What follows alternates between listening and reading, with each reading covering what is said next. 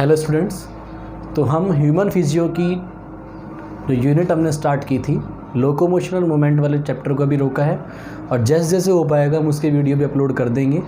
इससे पहले हम नया चैप्टर जो स्टार्ट कर रहे हैं वो है एक्सीलरेटरी सिस्टम, ठीक है, जिसमें हमारे चैप्टर का नाम है एक्सीलरेटरी प्रोडक्ट एंड देयर एलिमिनेशन।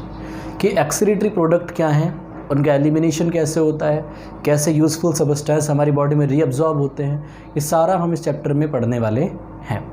तो भाई हम स्टार्ट कर रहे हैं तो सबसे पहली चीज़ आती है हमारे लिए एक्सक्रीशन, जिसको हम हिंदी में कहेंगे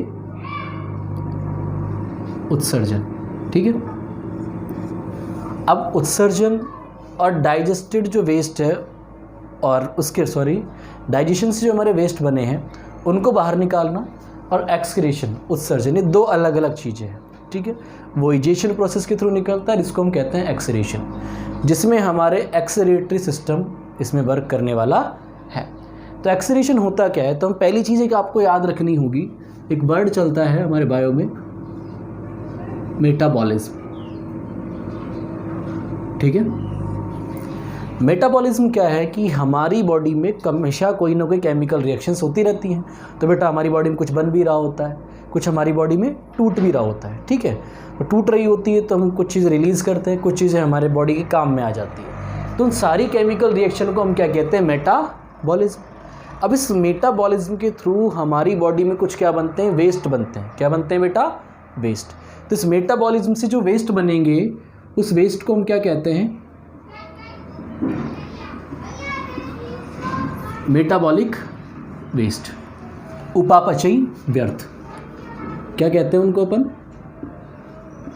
उपापचयी व्यर्थ, मेटाबॉलिक वेस्ट बने हमारी बॉडी में रेगुलर फॉर्म में हो रही हैं, चाहे हम उस प्रोसेस को लगातार नहीं करें, लेकिन हमारी बॉडी में कुछ ना कुछ चल रहा है और इसकी एंड रिजल्ट में हम एक्सक्रीशन करते हैं।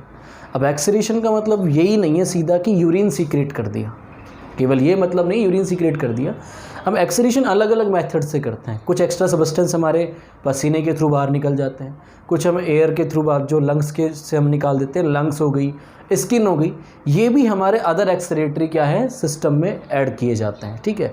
लेकिन हम यहाँ एक्सक्रीशन की जो बात कर रहे हैं तो मेटाबॉलिक वेस्ट, जिसमें भी मेनली हम कौन से वेस्ट की बात कर रहे हैं बेटा, नाइट्रोजीनस वेस्ट। किसकी बात कर रहे हैं हम, नाइट्रोजीनस वेस्ट। कि भाई हमारी बॉडी में कुछ मेटाबॉलिक वेस्ट बने, जिसमें मेनली कौन से वेस्ट थे, नाइट्रोजीनस वेस्ट, जो नाइट्रोजन वेस्ट, ठीक है, जिसमें हमारे प्रोटीन के टूटने से बने हों या किसी भी तरीके से बने हों, उन वेस्ट को हम नाइट्रोजीनस वेस्ट कह रहे हैं, जिनमें हम किस किस को ऐड करते हैं, अमोनिया, क्या है बेटा, ammonia, urea, uric acid, carbon dioxide जो है वो नाइट्रोजीनस वेस्ट नहीं है, वो कार्बोहाइड्रेट का वेस्ट है। तो मेनली नाइट्रोजीनस वेस्ट की बात करें तो इस रूप में हम क्या कर रहे हैं, एक्सक्रीट कर रहे हैं। वो अलग अलग जानवर पे डिपेंड करता है कौन सा जानवर कैसा है और वो क्या वेस्ट निकालने वाला है। तो इसका जो रिमूवल है ना बॉडी से, इसका जो रिमूवल है उसको ही हम क्या कहते हैं, उत्सर्जन कहते हैं। क्या कहते हैं बेटा, उसको उत्सर्जन कहते हैं। और इसके लिए क्या होता है, बॉडी के अंदर एक्सक्रीटरी सिस्टम, उत्सर्जन तंत्र पाया जाता है, ठीक है। तो एक्सक्रीशन को अगर डिफाइन करना हो तो क्या डेफिनेशन होगी कि removable of nitrogenous waste from our body, उसको हम एक्सक्रीशन कहते हैं। यानी नाइट्रोजीनस अपशिष्ट पदार्थों को शरीर से बाहर निकालना या उनको त्यागा जाना क्या कहलाता है, उत्सर्जन कहलाता है। क्लियर हो गई उत्सर्जन की बात। अब उत्सर्जन में आपसे कई बार क्वेश्चन जो बन जाता है वो ये है कि उत्सर्जन तंत्र के क्या कार्य हैं, फंक्शन ऑफ एक्सक्रीटरी सिस्टम, ये दो चीज़ पूछने की है। तो हम बात करें फंक्शन क्या है,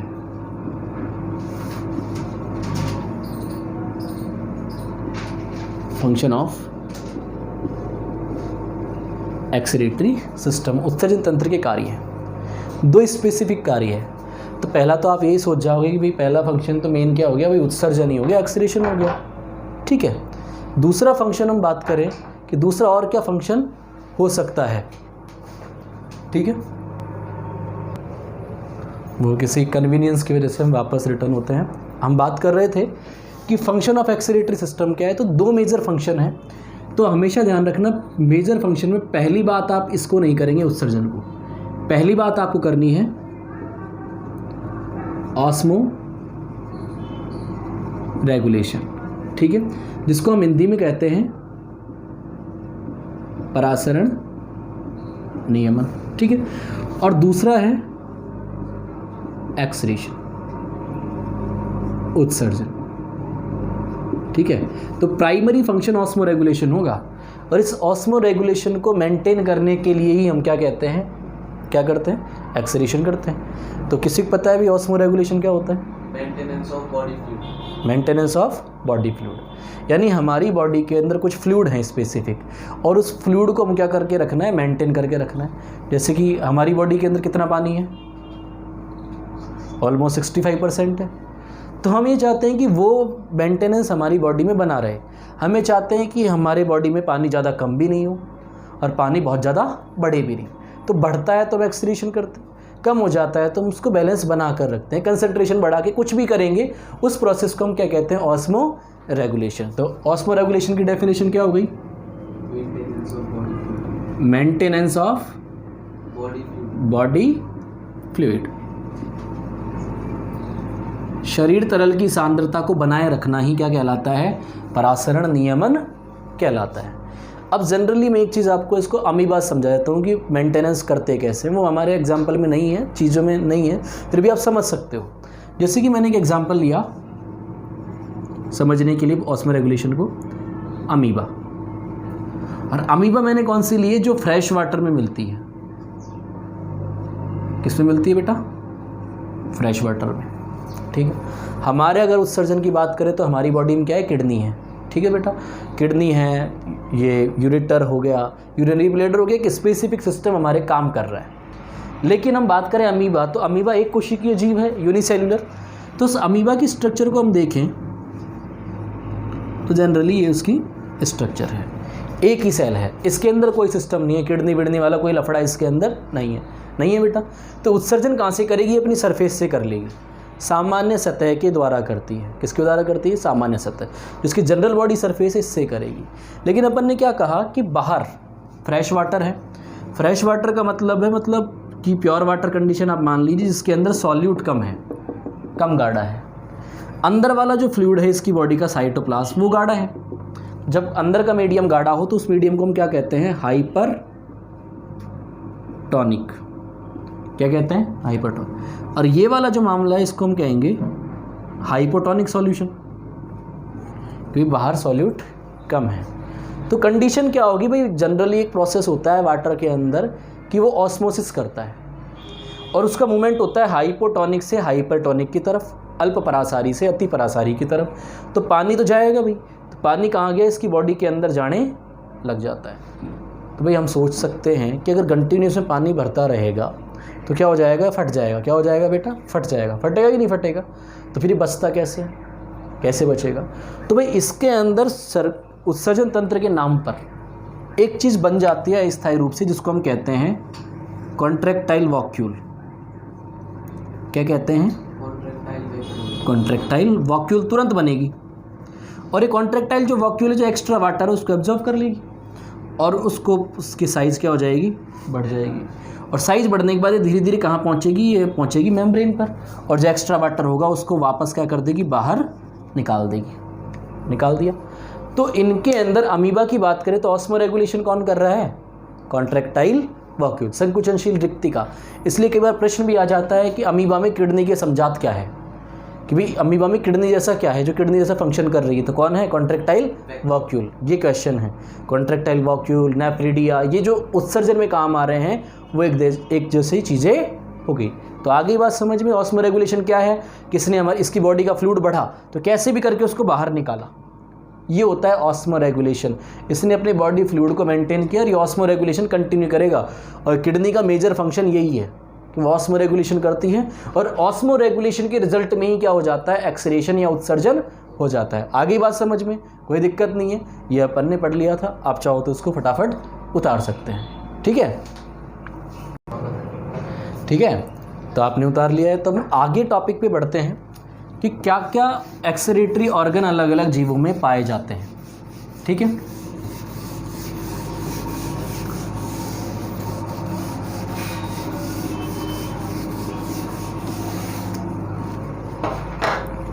तो हम बात कर रहे हैं एक्सक्रीटरी स्ट्रक्चर की। डिफरेंट एक्सक्रीटरी स्ट्रक्चर, विभिन्न उत्सर्जी संरचनाएं। ठीक है, तो विभिन्न उत्सर्जी संरचनाओं में हम बात करें तो पहली हम बात करते हैं, स्टार्टिंग अगर ऑर्गन लेवल से करें तो हमने बात कर ली पहले फ्लेम सेल्स। किसकी बात करें हम? फ्लेम सेल्स, जिसको हिंदी में कहेंगे ज्वाला कोशिका। तो फ्लेम सेल का दूसरा नाम क्या दिया गया है? प्रोटोनेफ्रिडिया। क्वेश्चन अगर इस तरीके से भी आ जाए तो भी आपको याद रखना है। तो भाई जैसे हमारे किडनी है तो वैसे ही कुछ एनिमल्स में क्या पाई जाती है? फ्लेम सेल्स पाई जाती है। क्या पाई जाती है बेटा? फ्लेम सेल्स पाई जाती है। फ्लेम सेल्स का पाया जाना ये स्पेसिफिक कैरेक्टर है। अगर हम एनिमल किंगडम की तरफ आपको ले चले तो ये पाई जाती है प्लेटीहेल्मिन्थीज में। किससे मिलती है ये?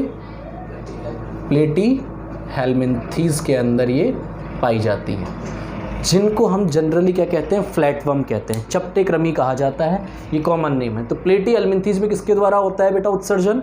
ज्वाला कोशिकाओं के द्वारा। किसके द्वारा होगा? ज्वाला कोशिकाओं के द्वारा, यानी फ्लेम सेल्स। इसके अलावा फ्लेम सेल्स पाई जाती है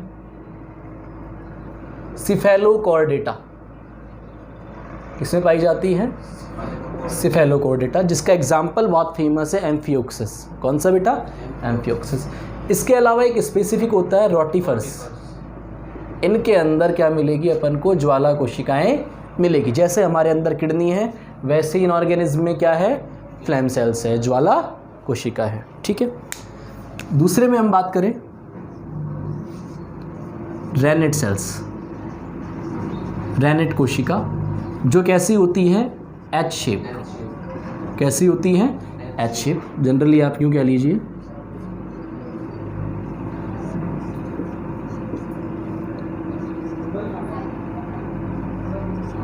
इस तरह की सेल्स होती हैं जो उत्सर्जन का काम करती है। रेनेट सेल या एच शेप का पाया जाना ये कैरेक्टर है एस्केलमिन्थीज का। किसका है ये? एस्केलमिन्थीज, जिनको आप राउंड वर्म या गोल कृमि कहते हो। क्या कहते हैं? एस्केलमिन्थीज, या जिसको आप राउंड वर्म भी कहते हो, गोल कृमि भी कहते हो, जिसमें पाई जाती है एस्केरिस। स्पेसिफिक एग्जांपल इसका क्या है? एस्केरिस। एस्केरिस छोटे बच्चे मिट्टी खाते हैं ना, तो एस्केरिस के अंडे पेट में चले जाते हैं, तो एस्केरियोसिस डिजीज़ हो जाती है। ठीक है, एस्केलमिन्थीज। एस्केलमिन्थीज में एक चीज़ और पाई जाती है कि इनके अंदर सीढ़ी नुमा लेडर शेप का पाया जाता है, नर्वस सिस्टम पाया जाता है, जिसके बारे में नर्वस सिस्टम में बात करेंगे। ठीक, तीसरी आ जाती है नेफ्रिडिया। भाई 11th वाले इसको एकदम एनसीईआरटी एनिमल किंगडम से रिलेट करें, क्योंकि वहाँ से बहुत इंपॉर्टेंट क्वेश्चन बनता है। नेफ्रिडिया। नेफ्रिडिया पाया जाता है एनेलिडा में। किसमें पाया जाता है? एनेलिडा।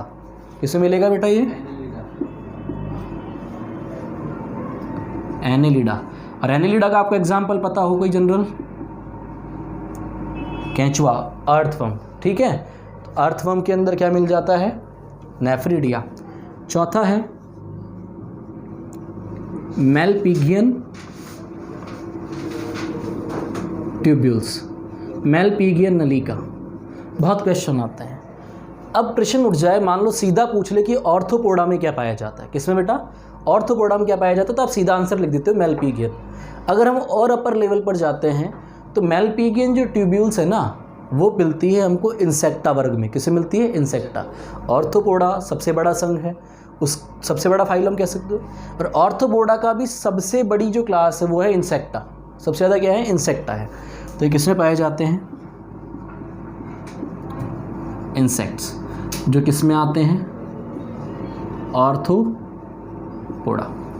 ठीक है, पांचवी चीज़ मैं बात कर रहा हूँ ग्रीन ग्लैंड, हरित ग्रंथियाँ। कौन सी ग्रंथियाँ बेटा? हरित ग्रंथियाँ, जिसका एक और नाम क्या है? एंटीनरी ग्लैंड। ठीक है, एंटीनरी ग्लैंड या हरित ग्रंथियां जो पाई जाती है, ये कैरेक्टर किसका है? ऑर्थोपोडा का है। किसका है बेटा? ऑर्थोपोडा। लेकिन ऑर्थोपोडा के अंदर एक्वेटिक ऑर्थोपोडा होते हैं जिनको हम कहते हैं क्रस्टेशिया। क्या है बेटा? क्रस्टेशिया। और ये क्या है? जलीय ऑर्थोपोडा। और आपने सुना होगा एक बहुत फेमस एग्जाम्पल है इसका, झींगा, प्रॉन। और झींगा या प्रॉन जो है एक बहुत फेमस सी फूड है, समुद्री खाद्य पदार्थों में लोग इसका काफ़ी मांस वगैरह के रूप में इसका उपयोग किया जाता है। सी फूड है, बहुत अच्छा सोर्स है विटामिन ई का। फिर हम बात करें कॉक्सल ग्लैंड। कौन सी? Coxal gland. कॉक्सल ग्लैंड भी किस में मिलता है हमको? ऑर्थोपोडा। और ऑर्थोपोडा के किस में? एरेक्निडा वर्ग में। किसमें मिलेगा? एरेक्निडा में। ये ऑर्थोपोडा में है। और एरेक्निडा का एग्जाम्पल आपको याद रखना हो तो मकड़ी याद आप रख सकते हैं। तो ये क्या हो गए? डिफरेंट एक्सक्रीटरी स्ट्रक्चर है। फिर हम मॉलस्का में पढ़ते हैं तो मॉलस्का में कैबर्स ऑर्गन हो गया, बोजनस के अंग हो गया, या फिर हम बात करें टीनिडिया, इस तरह के ऑर्गन्स हमको मोलस्का में मिल जाते हैं। इकाइनोडर्मेटा में हम जाएँ तो इकाइनोडर्मेटा में एक्सक्रीटरी सिस्टम नहीं होता है। फिर हम जाते हैं आगे हेमिकॉर्डेटा में, तो हेमिकॉर्डेटा के अंदर प्रोबोसिस ग्लैंड होती है, वो काम आ जाती है। फिर कॉर्डेट्स के अंदर डिफरेंट स्ट्रक्चर बन गई जिसमें किडनी आ गई। फिशेज़ में किडनी है, हमारे अंदर किडनी। तो डेवलपिंग कंटिन्यूस चलता रहता है, इवोल्यूशन कंटिन्यू हमने किया है। तो ये एक्सक्रीटरी ऑर्गन है डिफरेंट, तो आप इसको उतार लीजिए, काफ़ी क्वेश्चन यहाँ से आते हैं। ठीक है, तो हम आगे बढ़ते हैं इससे। अब हम पढ़ेंगे कि अलग अलग तरह का एक्सक्रीटरी प्रोडक्ट होता है ऑर्गेनिज्म के अंदर।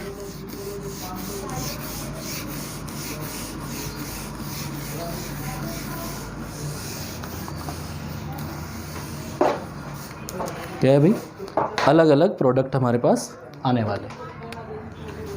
तो अगला टॉपिक है हमारा एक्सक्रीटरी प्रोडक्ट, उत्सर्जी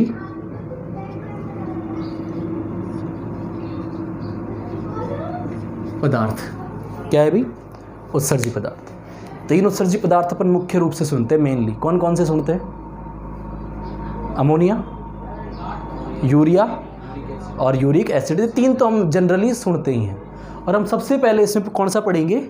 अमोनिया। कौन सा पढ़ेंगे बेटा? अमोनिया। तो क्या क्या पता है आपको अमोनिया के बारे में?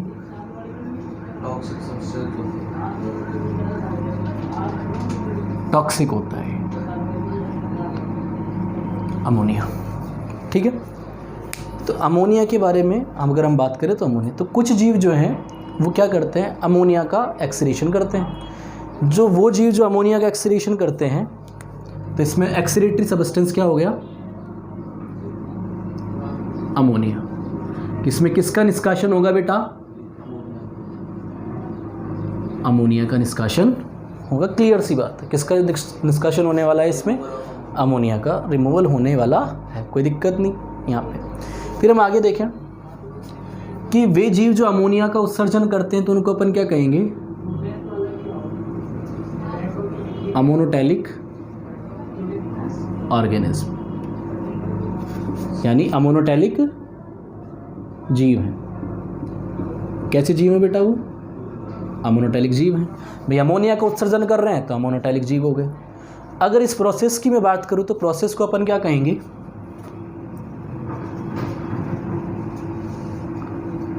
अमोनोटैलिज्म कहेंगे। ये कहेंगे ना बेटा, अमोनिया का सीक्रेशन कर रहे हो तो आप अमोनोटैलिज्म कहेंगे। अब इसके बारे में आपको क्या पता है कि अमोनिया जो है बहुत ज़्यादा हाईली टॉक्सिक है। क्या है बेटा? ये बहुत टॉक्सिक है, बहुत ज़्यादा जहरीला है कि अगर बॉडी में रह जाए तो जानवर मर जाएगा। ठीक है, तो आपको एक चीज़ तो समझ में आ गई होगी कि बॉडी में ये रह नहीं सकता। रह सकता है कि बेटा?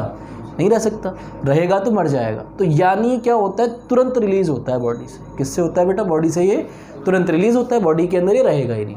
तो अमोनिया के बारे में पता हो गया। अब किसी भी चीज़ को तुरंत रिलीज़ करना है तो अपन बहा के रिलीज़ करेंगे, फटाफट निकल जा भैया, अंदर आया ख़त्म, रुके मत बॉडी में। तो इसके रिमूवल के लिए चाहिए पानी। क्या चाहिए बेटा? पानी। तो ये क्या है, ये है कैसा, हाईली टॉक्सिक, यानी अत्यधिक विषैला है। कैसा है ये, अत्यधिक विषैला है, हाईली टॉक्सिक हो गया। तो ये क्या होना चाहिए, it should be remove immediately.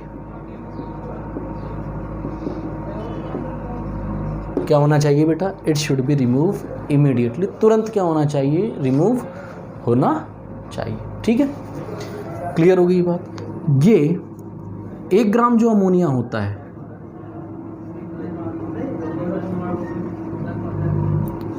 इसके रिमूवल के लिए हमको चाहिए 400 से 500 ml पानी। कि अगर 1 ग्राम अमोनिया बॉडी से बाहर निकालना है तो कितना पानी होना चाहिए बेटा, 400 से 500 ml पानी होना चाहिए। तो एक चीज़ और अपन को पता पड़ेगी, हाई वाटर रिक्वायरमेंट होती है। तो ये ऐसे तो है नहीं कि यहाँ अगर पलंग पे कोई पड़ा है, ठीक है, अपन ने कोई ऐसा जीव पटक दिया कि पलंग पे, और उससे हम कहें कि अमोनिया निकाल, कि तुझे कुछ नहीं करना है, अमोनिया का ही सीक्रेशन करना है। तो पॉसिबल है क्या भैया अमोनिया, नहीं तुम तो जित जाओ, नहीं तो निकालना पड़ेगा। तो कैसे निकाल लेगा, नहीं है, क्योंकि अपन को पता है कि 1 ग्राम अमोनिया के लिए 500 ml पानी चाहिए। और गलती से 20-25 ml ही बन गया, 10-12 लीटर तो होना ही चाहिए उसके अंदर, दमादम दे पानी चलेगा उसके अंदर। तो ये जो कंडीशन है वो अमोनिया के लिए रिक्वायरमेंट है, तो ये बॉडी में स्टोर नहीं होता है। क्या हो गई बात अपने पास, शरीर में ये संग्रहित नहीं होता है। ठीक है, नॉट स्टोर्ड इन बॉडी। तो आपके मन में ये विचार तो आ गए होंगे कि एग्जाम्पल जो निकलेंगे इसके एक्वेटिक ही निकलेंगे। तो आप ये उतार लीजिए, फिर अपन इसके एग्जाम्पल्स पे बात करते हैं।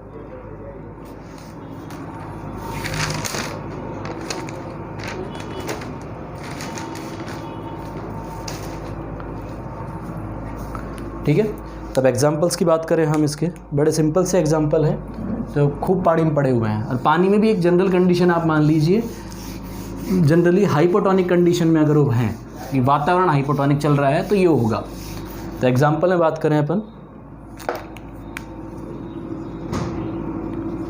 पहला प्रोटोजोआ। क्या है अभी, प्रोटोजोआ। प्रोटोजोआ क्या करेंगे, बॉडी सरफेस से किससे रिलीज कर देंगे,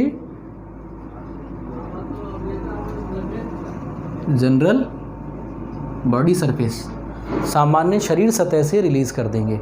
ठीक है, फिर इसके अलावा स्पॉन्ज, पॉरीफेरा के अंदर भी यही सिस्टम है। तीसरा सिलेंट्रेटा, उनमें भी यही फंक्शन होगा, सिलेंट्रेटा में भी यही है। फिर हम बात करें लार्वा ऑफ एम्फीबिया, उभयचरों का लार्वा। ठीक है, उभयचरों के लार्वा की बात हम क्यों कर रहे हैं, जिसमें हम जनरल एग्जांपल क्या ले लें, टैडपोल। एक्सोलोटल लार्वा भी होता है, लेकिन हम टैडपोल पर बात कर रहे हैं, हमारा जनरल क्वेश्चन है। तो एम्फीबिया टैडपोल जो है पानी में रहता है, मेंढक नहीं होगा बेटा। मेंढक की अगर बात करोगे फ्रॉग की, तो वो अमोनोटेलिज्म शो नहीं करेगा, क्योंकि मेंढक अपन कहते हैं एम्फीबियंस है, लेकिन ऐसा थोड़ी नदी में ही पड़ा रहता है, वो कहीं भी डोलता रोड में दिख जाएगा, टर करता हुआ दिख जाता है ना, तो वो कंडीशन है, तो वो प्योरली आप उसको एक्वेटिक नहीं कहोगे। इसके अलावा फ्रेश वाटर बॉनी फिशेस, स्वच्छ जलीय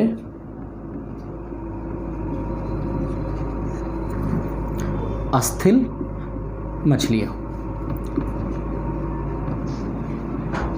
ठीक है, अस्थिल और उपास्थिल समझने के लिए आपको अस्थिल और उपास्थिल समझ, हाँ, तो हम बात कर रहे थे कि बोनी फिशेस के बारे में।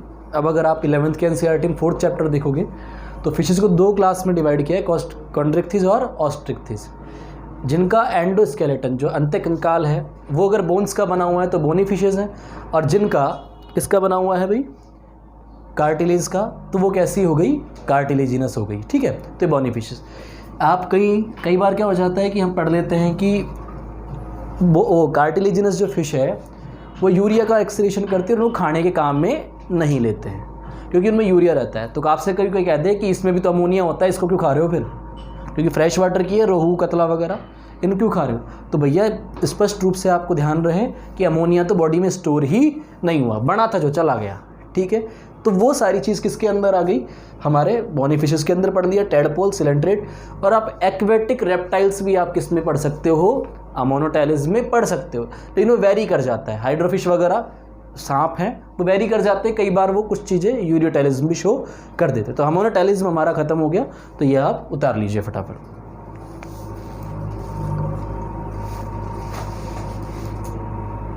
ठीक है, अब कोई पूछ ले कि अमोनिया बने कैसे, तो एमिनो एसिड से अगर हम एक एमिनो ग्रुप निकाल दें, डीएमिनेशन हो जाए, तो किसका फॉर्मेशन हो जाता है, अमोनिया का फॉर्मेशन हो जाता है।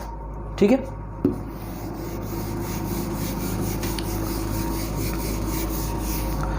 आगे हम पढ़ते हैं यूरियोटैलिज्म, यानी दूसरा सबस्टेंस कौन सा है हमारा, यूरिया। क्या है भाई, यूरिया। तो यूरिया जो सीक्रेट करेंगे, यहाँ पे सबस्टेंस क्या रिलीज हो रहा है, यूरिया। तो वे जीव जो यूरिया का एक्सक्रीशन करते हैं उनको क्या कहेंगे बेटा, यूरियोटैलिक। क्या कहेंगे उसको, यूरियोटैलिक कहेंगे। तो ऑर्गेनिज्म कौन सा हो गया, यूरियोटैलिक। और इस प्रोसेस को अपन क्या कहेंगे, यूरियोटैलिज्म। क्या कहेंगे उसको, यूरियोटैलिज्म कहते हैं इस पूरी प्रोसेस को। ठीक है, यूरिया का सिक्रेशन यहाँ पे होने वाला है। अब हम टॉक्सिसिटी की अगर बात करें तो यूरिया जो है वो अमोनिया से 1,00,000 गुना कम टॉक्सिक है। ठीक है, तो यूरिया जो है लेस टॉक्सिक देन अमोनिया। कितना, 1,00,000 गुना। ये आपको याद रखना है, लेस टॉक्सिक है, कि यूरिया कम टॉक्सिक है किससे, अमोनिया से। लेकिन इसका मतलब ये नहीं है कि टॉक्सिक नहीं है, ये भी आपको याद रहे। ऐसा नहीं कि यूरिया किसी की बॉडी के अंदर और वो ऑर्गेनिज्म अपन खा रहे हैं तो मरने का डर है, रिस्क तो बेटा है, समय लेकर मर जाएंगे, रिस्क तो बेटा होना है। तो यूरिया भी ऐसा नहीं है कि ऐसे चलो अमोनिया में तो बहुत ज़्यादा होता है, कोई दिक्कत नहीं, इसको खा सकते हैं, नहीं खा सकते। इनकी जो चीज़ें होती है वो एडिबल नहीं होगी, आपके खाने के काम में आपको नहीं लेनी होती है। ठीक है, बनता कैसे है ये, कि अमोनिया CO2 के साथ जुड़ेगा और ये प्रोसेस कहाँ होती है, हमारे लिवर में। कहाँ होती है बेटा, लिवर में। और उस साइकिल को हम कहते हैं ऑर्निथिन साइकिल। क्या कहते हैं, ऑर्निथिन साइकिल। ये ऑब्जेक्टिव क्वेश्चन है और ऑर्निथिन साइकिल आपको पढ़ाई भी जाएगी, लेकिन 12th की राजस्थान बोर्ड में ऑर्निथिन साइकिल के बारे में नहीं बताया गया है, तो आपको पढ़ना वो नहीं पड़ेगा। ठीक है, और इससे क्या बन जाता है, NH2 C double bond O NH2। ये हमारा जो सबस्टेंस है यूरिया बन गया। क्लियर, तो ये यूरिया इस तरीके से हमारा बन जाता है बॉडी के अंदर। अब लिखने में सिंपल है, बीच में काफ़ी सारे 4-5 पॉइंट होते हैं, कार्बोमाइल फॉस्फेट जुड़ता है, एस्पार्टिक एसिड वगैरह, बहुत सारी चीज़ें होगी, काफ़ी रामायण है, लेकिन वो ऑर्निथिन साइकिल जब पढ़ेंगे तब हम उसको कवर करेंगे। ठीक है, एग्जाम्पल है इसके, पहला एग्जाम्पल तो हम खुद का ही लेंगे जब मौका मिला है, तो ह्यूमन। ठीक है, इसके अलावा हमारे जो एम्फीबिया थे वो एडल्ट वाले, जो हमारे वयस्क उभयचर थे वो किस में आ गए, यूरियोटैलिक में। किस में आ गए बेटा, यूरियोटैलिक में। एक चीज़ रह गई है, इसके अंदर चाहिए पानी 50 ml। कितना चाहिए, 50 ml वाटर चाहिए 1 ग्राम यूरिया के लिए। और हम डेली के डेली 20 से 25 ग्राम क्या रिलीज़ करते हैं, यूरिया रिलीज़ करते हैं। एक बार में 20 से 25 ग्राम नहीं गए हो कि आपने एक बार यूरिनेशन किया और 20 से 25 ग्राम जाके यूरिया एक बार में फ्री करके आ गए। पूरे दिन भर के अंदर क्या होता है, 20 से 25 ग्राम, कि चलो भैया 4 बार 5 बार 6 बार जा रहे हो आप, तो 4-4 2-2 ग्राम के एवरेज से चला गया। ऐसा नहीं है कि हाँ भैया इस बार की यूरिन में यूरिया कोई दिक्कत नहीं है, इकट्ठा कर लो, खेतों में खाद दे देंगे, ऐसा नहीं करना है हमको। ठीक, दूसरा क्या हो गया हमारा, कार्टिलेजिनस फिश। कौन सी फिश बेटा, कार्टिलेजिनस फिश। उपास्थल मछलियाँ। अब यूरिया जो है बॉडी में स्टोर होता है, मैंने कहा अमोनिया बॉडी में स्टोर नहीं होता है, यूरिया बॉडी में स्टोर है। तो कार्टिलेजिनस फिश जो होती है इनको खाया नहीं जाता है। क्या नहीं किया जाता है बेटा? खाया नहीं जाता है। और ये कैसी, कौन सी वाली? समुद्री। इसकी बात हमने कर ली, ये यूरिया के बारे में बात हो गया। दूसरा सबस्टेंस हो गया हमारा ख़त्म। ठीक है, पूरे दिन भर में हम 20 से 25 ग्राम कैसे भी कर देंगे, बढ़ जाएगा तो प्रॉब्लम बॉडी के अंदर हो जाती है। ठीक है, और केवल यूरिन के थ्रू यूरिया नहीं निकलता है, थोड़ा सा पसीने के थ्रू, सलाइवा के अंदर भी थोड़ा बहुत होता है, तो ज़रूरी कंपोनेंट है। तो आप इसको फटाफट उतार लीजिए।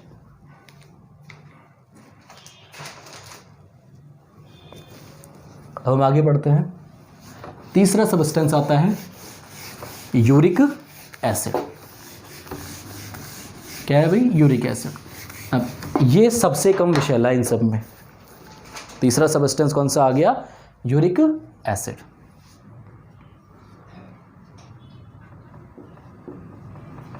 ठीक है, यूरिक एसिड जो रिलीज करेंगे उन ऑर्गेनिज्म क्या कहेंगे अपन? यूरियोटैलिक। और उस प्रोसेस को क्या कहेंगे? यूरिकोटैलिज्म। सिंपल सा है, कुछ ज़्यादा इसमें अपने कोई ख़ास बात होती नहीं है। अब इसके लिए क्या है? बहुत कम जल चाहिए, very less amount of water required. बहुत कम पानी की क्या है बेटा इसमें आवश्यकता होती है। कितना? 10 ग्राम पानी चाहिए होता है, सॉरी 10 ml वाटर चाहिए। और कितना ग्राम यूरिक एसिड? 1 ग्राम।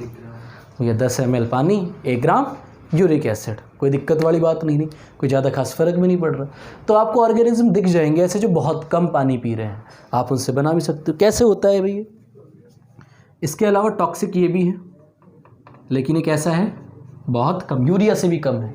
और बॉडी के अंदर क्या हो जाएगा? ये स्टोर रहता है, इसका संग्रहण हो सकता है। कैसे बनता है भैया? कि हमारी बॉडी में प्यूरिन होते हैं। जानते हो प्यूरिन क्या होता है? प्यूरिन क्या होता है कि हम देखें हमारा जो न्यूक्लिक एसिड जो होता है उसका बेस जो, जैसे कि न्यूक्लिक एसिड आपने पढ़ा हो तो ये सुने होंगे एडिनिन, ग्वानिन, साइटोसिन और थाइमिन। तो एडिनिन और ग्वानिन क्या है? प्यूरिन सबस्टेंस है। अब प्यूरिन जो होगा तो वे टूटता तो सब कुछ है। डाइजेशन में मैंने आपको पढ़ाया था कि न्यूक्लिक एसिड वगैरह भी टूटते हैं कि नहीं टूटते? अगर प्यूरिन को तोड़ा जाएगा तो इससे एक एसिड बनता है हाइपोजेंथिन। क्या बनता है? हाइपोजेंथिन। और हाइपोजेंथिन से क्या बन जाता है? हमारा यूरिक एसिड। ठीक है, तो प्यूरिन से क्या बनेगा? हाइपोजेंथिन। और हाइपोजेंथिन से बनेगा यूरिक एसिड। तो इस तरीके से हमारा यूरिक एसिड बन जाता है। अब इसका जो सीक्रेशन होता है वो या तो पेस्ट के फॉर्म में या फिर राउंड स्ट्रक्चर्स निकलती हैं, गोलियां से रिलीज करता है वो ऑर्गेनिज्म। इस रूप में क्या करता है? वो अपना रिलीज करता है उत्सर्जी पदार्थ, यूरिन जैसा। अब पक्षियों की बात करें तो बेटा उनके अंदर मूत्राशय ही नहीं है, तो थोड़ा थोड़ा पेस्ट वगैरह रिलीज करते रहते हैं बॉडी से। तो एग्जाम्पल है इनका एवीज। एवीज यानी पक्षी। इसके अलावा स्थलीय सरीसृप, टेरेस्ट्रियल रेप्टाइल्स हो गया। इसके अलावा कॉकरोच, जो स्थलीय कीट जो है ना जितने भी, वो सब कॉकरोच वगैरह है। कॉकरोच आपको एग्जांपल याद रख सकते हो, टेरेस्ट्रियल इंसेक्ट। और इसके अलावा स्नेल आपने सुना हो, स्नेल सुना है? घोंगा। घोंगा घास के अंदर रहता है, स्थलीय होता है जीवी, मॉलस्का का प्राणी। स्नेल्स क्या करते हैं? रिलीज करते हैं किसका? यूरिक एसिड का। तो हमने कुछ जो सबस्टेंस जो थे उनके बारे में आज पढ़ लिया है। तो बाकी के जो सबस्टेंस और 2 4 5 है वो नेक्स्ट लेक्चर में पढ़ेंगे। और अदर जो हमारे एक्सीलरेटरी स्ट्रक्चर उनके बारे में भी हम अगले टॉपिक में पढ़ने वाले हैं। धन्यवाद बेटा।